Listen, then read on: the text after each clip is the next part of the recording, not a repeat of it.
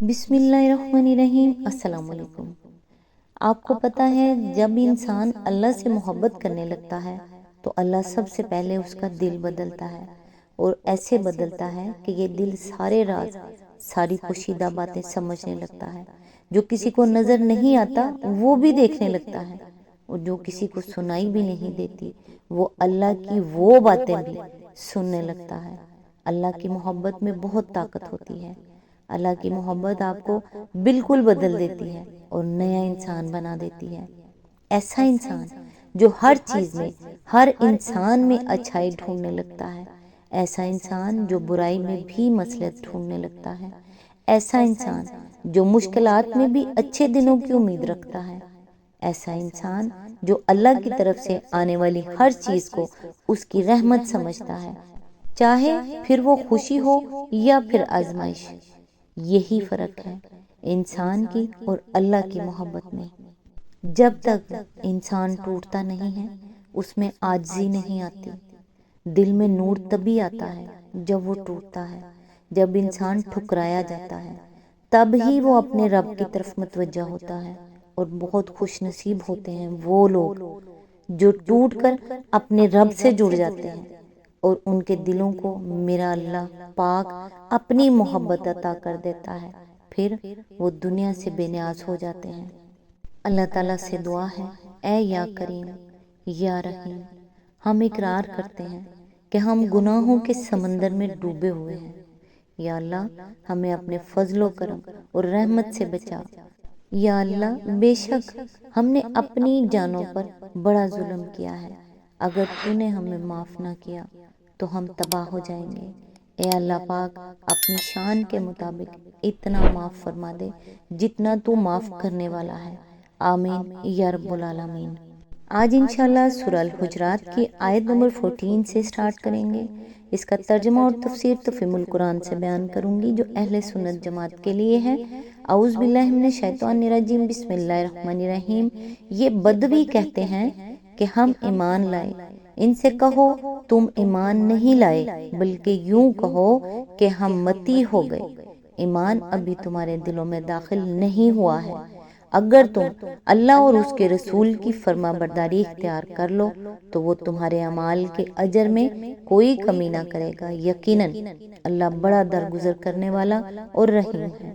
اس کی تفسیر ہے، اس سے مراد تمام بدوی نہیں ہے بلکہ یہاں ذکر چند خاص بدوی گروہوں کا ہو رہا ہے جو اسلام میں بڑھتی ہوئی طاقت دیکھ کر محض اس خیال سے مسلمان ہو گئے تھے کہ وہ مسلمانوں کی ضرب سے محفوظ بھی رہیں گے اور اسلامی فتوحات کے فوائد سے متمتع بھی ہوں گے۔ یہ لوگ حقیقت میں سچے دل سے ایمان نہیں لائے تھے، محض زبانی اقرار ایمان کر کے انہوں نے مصلحتاً اپنے آپ کو مسلمانوں میں شمار کرا لیا تھا، اور ان کی اس باطنی حالت کا راز اس وقت فاش ہو جاتا تھا جب وہ رسول اللہ صلی اللہ علیہ وآلہ وسلم کے پاس آ کر طرح طرح کے مطالبے کرتے تھے اور اپنا حق اس طرح جتاتے تھے کہ گویا انہوں نے اسلام قبول کر کے آپ پر بڑا احسان کیا ہے۔ روایات میں متعدد قبائلی گروہوں کے اس رویے کا ذکر آیا ہے، مثلاً مزینہ، جہینہ، اسلم، اشجع، غفار وغیرہ۔ خاص طور پر بنی اسد بن خزیمہ کے متعلق ابن عباس اور سعید بن جبیر کا بیان ہے کہ ایک مرتبہ خشک سالی کے زمانے میں وہ مدینے آئے اور مالی مدد کا مطالبہ کرتے ہوئے بار بار انہوں نے رسول اللہ صلی اللہ علیہ وآلہ وسلم سے کہا کہ ہم بغیر لڑے بھڑے مسلمان ہوئے ہیں، ہم نے آپ سے اس طرح جنگ نہیں کی جس طرح فلاں اور فلاں قبیلوں نے جنگ کی ہے۔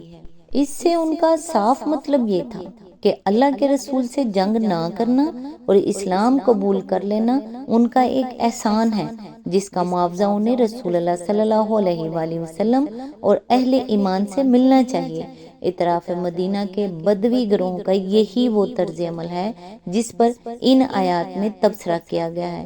اس تبصرے کے ساتھ سورہ توبہ آیت نمبر 90 to 110 اور سورہ فتح آیت نمبر 11 to 17 کو ملا کر پڑھا جائے تو بات زیادہ اچھی طرح سمجھ میں آ سکتی ہے۔ اسی آیت کے ضمن میں آگے فرمایا، اصل میں قولو اسلمنا کے الفاظ استعمال ہوئے ہیں جن کا دوسرا ترجمہ یہ بھی ہو سکتا ہے کہ کہو ہم مسلمان ہو گئے ہیں۔ ان الفاظ سے بعض لوگوں نے یہ نتیجہ نکال لیا ہے کہ قرآن مجید کی زبان میں مومن اور مسلم دو متقابل اصطلاحیں ہیں۔ مومن وہ ہے جو سچے دل سے ایمان لایا ہو، اور مسلم وہ ہے جس نے ایمان کے بغیر محض ظاہر میں اسلام قبول کر لیا ہو۔ لیکن در حقیقت یہ خیال بالکل غلط ہے۔ اس میں شک نہیں کہ اس جگہ ایمان کا لفظ قلبی تصدیق کے لیے اور اسلام کا لفظ محض ظاہری اطاعت کے لیے استعمال ہوا ہے، مگر یہ سمجھ لینا صحیح نہیں ہے کہ یہ قرآن مجید کی دو مستقل اور باہم متقابل اصطلاحیں ہیں۔ قرآن کی جن آیات میں اسلام اور مسلم کے الفاظ استعمال ہوئے ہیں، ان کا تتبع کرنے سے یہ بات واضح ہو جاتی ہے کہ قرآن کی اسلام میں اسلام اس دین حق کا نام ہے جو اللہ نے نوع انسانی کے لیے نازل کیا ہے۔ اس کے مفہوم میں ایمان اور اطاعت امر دونوں شامل ہیں، اور مسلم وہ ہے جو سچے دل سے مانے اور عملاً اطاعت کرے۔ مثال کے طور پر حسب ذیل آیات ملاحظہ ہوں: ان الدین عند اللہ الاسلام، یعنی یقیناً اللہ کے نزدیک دین صرف اسلام ہے۔ سورہ آل عمران آیت نمبر 19۔ وَمَن یبتغی غیر الاسلام دینا فلن یقبل منہ، سورہ آل عمران آیت نمبر 85، یعنی اور جو اسلام کے سوا کوئی اور دین چاہے اس کا وہ دین ہرگز قبول نہ کیا جائے گا۔ وَرَضَیْتُ لَکُمُ الْإِسْلَامَ دِینًا، سورہ المائدہ آیت نمبر 3، یعنی اور میں نے تمہارے لیے اسلام کو دین کی حیثیت سے پسند کیا ہے۔ فَمَن یُرِیدِ اللَّهُ أَن یَہْدِیَہُ یَشْرَحْ صَدْرَهُ لِلْإِسْلَامِ، سورہ الانعام آیت نمبر 125، یعنی اللہ جس کو ہدایت دینا چاہتا ہے اس کا سینہ اسلام کے لیے کھول دیتا ہے۔ ظاہر ہے کہ ان آیات میں اسلام سے مراد اطاعت بالایمان نہیں ہے۔ پھر دیکھیے جگہ جگہ اس مضمون کی آیات آتی ہیں: قُلْ إِنِّی أُمِرْتُ أَنْ أَکُونَ أَوَّلَ مَنْ أَسْلَمَ، سورہ الانعام آیت نمبر 14، یعنی اے نبی کہو مجھے یہ حکم دیا گیا ہے کہ سب سے پہلے اسلام لانے والا میں ہوں۔ فَإِنْ أَسْلَمُوا فَقَدِ اهْتَدَوْا، سورہ آل عمران آیت نمبر 20، یعنی پھر اگر وہ اسلام لے آئیں تو انہوں نے ہدایت پا لی۔ يَحْكُمَ بِهَا النَّبِيُّونَ الَّذِينَ أَسْلَمُوا، سورہ المائدہ آیت نمبر 44، یعنی تمام انبیاء جو اسلام لائے تھے تورات کے مطابق فیصلے کرتے تھے۔ کیا یہاں اور اس طرح کی 20 دوسرے مقامات پر اسلام قبول کرنے یا اسلام لانے کا مطلب ایمان کے بغیر اطاعت اختیار کر لینا ہے؟ اسی طرح مسلم کا لفظ بار بار جس معنی میں استعمال ہوا ہے، اس کے لیے نمونے کے طور پر حسب ذیل آیات ملاحظہ ہوں: یا ایھا الذین آمنوا اتقوا اللہ حق تقاتہ ولا تموتن الا وانتم مسلمون، سورہ آل عمران آیت نمبر 102، یعنی اے لوگو جو ایمان لائے ہو اللہ سے ڈرو جیسا کہ اس سے ڈرنے کا حق ہے، اور تم کو موت نہ آئے مگر اس حال میں کہ تم مسلم ہو۔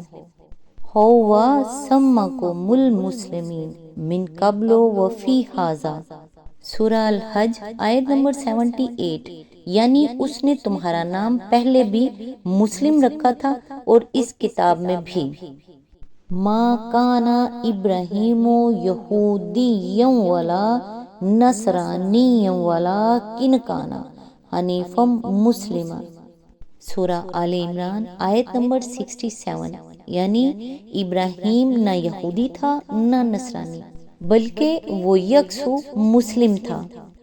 ربنا وجعلنا مسلمین لک ومن ذریاتنا امۃ مسلمۃ لک، سورہ البقرہ آیت نمبر 128، یعنی تعمیر کعبہ کے وقت حضرت ابراہیم علیہ السلام و اسماعیل علیہ السلام کی دعا: اے ہمارے رب، اور ہم دونوں کو اپنا مسلم بنا اور ہماری نسل سے ایک ایسی امت پیدا کر جو تیری مسلم ہو۔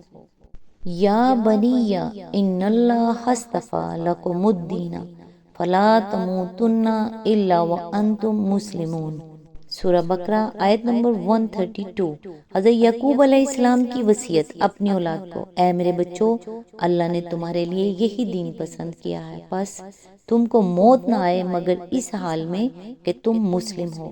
ان آیات کو پڑھ کر آخر کون یہ خیال کر سکتا ہے کہ ان میں مسلم سے مراد وہ شخص ہے جو دل سے نہ مانے، بس ظاہری طور پر اسلام قبول کر لے۔ اس لیے یہ دعویٰ کرنا قطعی غلط ہے کہ قرآن کی اصطلاح میں اسلام سے مراد اطاعت بلا ایمان ہے، اور مسلم قرآن کی زبان میں محض بظاہر اسلام قبول کرنے والے کو کہتے ہیں۔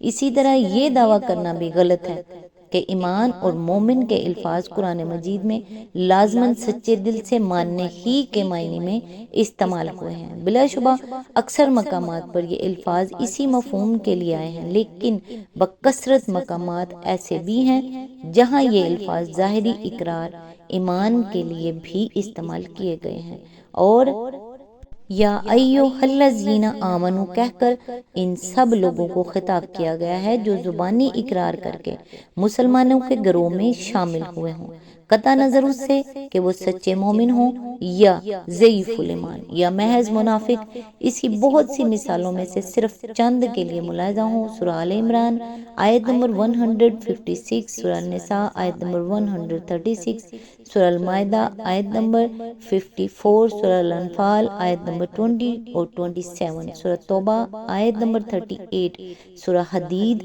آیت نمبر 28، سورہ الصف آیت نمبر 2 میں تو مومن وہ ہیں جو اللہ اور اس کے رسول پر ایمان لائے، پھر انہوں نے کوئی شک نہ کیا اور اپنی جانوں اور مالوں سے اللہ کی راہ میں جہاد کیا، وہی سچے لوگ ہیں۔